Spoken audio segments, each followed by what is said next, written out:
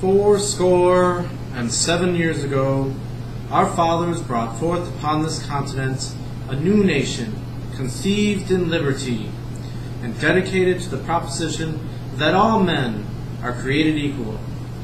Now we are engaged in a great civil war, testing whether that nation or any nation so conceived and so dedicated can long endure. We are met on a great battlefield of that war. We have come to dedicate a portion of that field as a final resting place for those who here gave their lives that their nation might live. It is altogether fitting and proper that we should do this.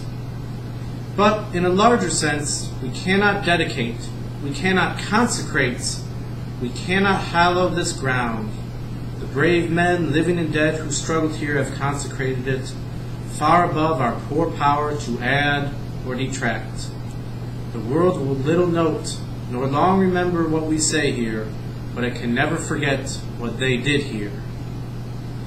It is for us, the living, rather, to be dedicated here to the unfinished work which they who fought here have thus far so nobly advanced.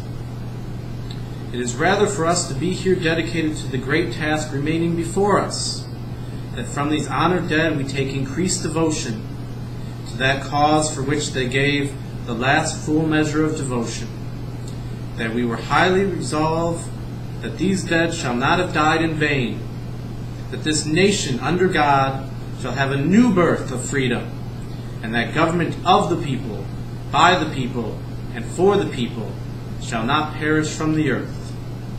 I, Abraham Lincoln, gave this speech on November 19, 1863, dedicating the battlefield cemetery at Gettysburg.